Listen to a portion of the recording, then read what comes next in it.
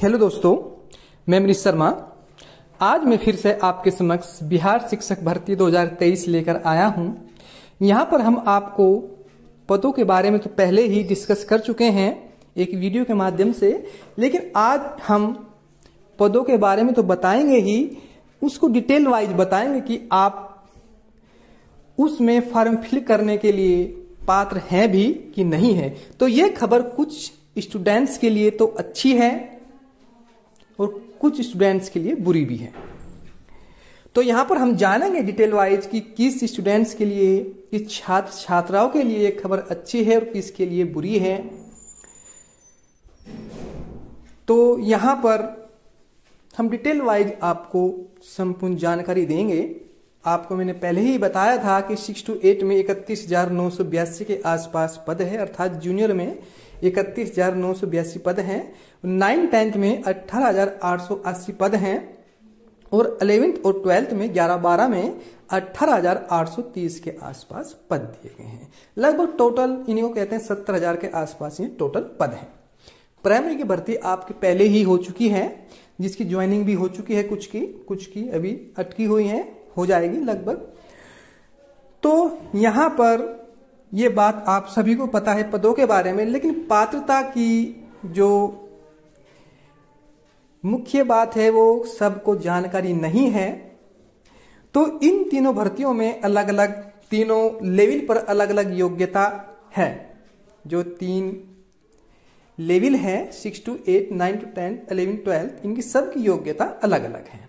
तो योग्यता क्या है, हम पहले स्टार्ट करते हैं 6 to 8 वाले में। अगर हम बिहार के निवासी हैं तो हमारे पास बी टेट होना चाहिए, अर्थात बिहार टेट होना चाहिए। और बिहार टेट कहेगा 6 to 8 वाला बिहार टेट होना चाहिए, जिसको हम जूनियर लेवल का टेट बोलते हैं। अगर आप अदर स्टेट से बिलोंग करते हैं, अदर स्टेट वाले हैं, तो आपका जूनियर लेवल का 6 to 8 वाला सी टेट होना चाहिए। अगर आप अदर स्टेट के हैं तो आपने पास किया हो, यानी कि मार्क्स आप कितने हो तो जनरल में काउंट होंगे आपके सभी के, आप SC हो, ST हो, OBC हो, सबके 90 नंबर कम से कम सी टेट में होने चाहिए। और वो 6 to 8 वाला हो तो आप उसको फॉर्म फिल करने के पात्र हैं, अगर आपने सी टेट क्लियर किया है। ठीक गाइज, जो भी आपके फिर भी कोई डाउट रह जाते हैं तो आप हमें कमेंट्स में पूछ सकते हैं। अगला सेक्शन है आपका 9-10 बिहार। 9-10 जो है ये बिहार वाले, जो सरकार है, बिहार वालों को अपने स्टेट में एस टेट लेवल 1, जो शायद बिहार वालों के लिए ही संभव है, क्योंकि बिहार सरकार जो है अपने राज्य में एस टेट निकालती है, और एस टेट लेवल 1। ठीक गाइज, अब 11th और 12th वाले छात्रों के लिए एस टेट लेवल 2। 11th और 12th वाले छात्रों के लिए, 11-12 में आवेदन करने वाले छात्रों के लिए पात्रता क्या है, वे एस टेट हो और वो लेवल 2 वाला हो, जो केवल बिहार सरकार ही कराती है। ठीक है, और वो आपका क्लियर होना चाहिए। 9-10 में आपका एस टेट लेवल 1 क्लियर हो, जो केवल बिहार के छात्र ही कर सकते हैं, और 11-12 में एस टेट लेवल 2 आपका क्लियर हो, जो बिहार सरकार ही कराती है। तो ये भी पात्रता बिहार के छात्रों के पास ही मिलती है। तो यहां पर नोट में आपको क्या विशेष बात दी गई है, यूपी वाले छात्रों के लिए अब केवल 6 to 8 वाली भर्ती बचती है, जूनियर लेवल की भर्ती बचती है।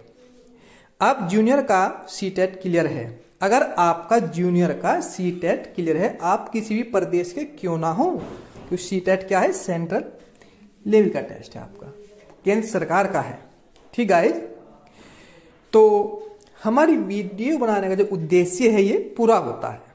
जो वीडियो बनाने का उद्देश्य है कि हम आपको बताएं कि आपको आवेदन करना है 6 to 8 वाले उसमें। अगर आप यूपी के हैं या अदर स्टेट के हैं और इस बनाने का उद्देश्य क्या है कि आपको चयन करने में जो आपका समय है वो 1 मंथ का है, इसमें कुछ दिन बर्बाद ना हो जाए कि मैं इसमें भर सकता हूं कि नहीं भर सकता हूं। इस बात को देखते हुए हमने ये वीडियो बनाई है कि आप केवल अगर अदर स्टेट के हैं या यूपी के हैं तो आपने जूनियर लेवल का CTET किया है तभी आप इसमें आवेदन कर सकते हैं।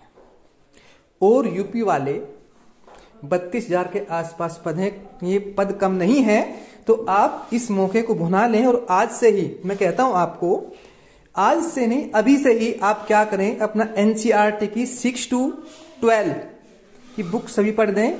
SCERT NCERT की बुक को पढ़ें, अन्य कोई क्लासेज लेने के झंझट में ना रहे, क्योंकि ये कोर्स लेंदी है और कोई भी इंस्टीट्यूट आपको कोर्स कंप्लीट नहीं करा सकता, क्योंकि ये दिन जो है बहुत कम है। इसलिए आप फोकस करें, मेरा मानना है कि आप फोकस करें NCERT की किताबों पर जो आपके NCERT में लगी हुई हैं और आपकी SCERT की बुकों पर। ठीक गाइज, तो धन्यवाद। मैंने जो कहने का मकसद था वो मकसद केवल यही है कि आप क्लासेस तो ले सकते हैं, इसमें कोई दिक्कत नहीं है, लेकिन वो आपका कोर्स कंप्लीट नहीं हो पाएगा। तो इसलिए गाइज आप सब और उसे ध्यान केवल अपनी पढ़ाई पर करें और अभी से करें। NCERT और SCERT की बुक को पढ़ें। तो okay guys, thank you very much.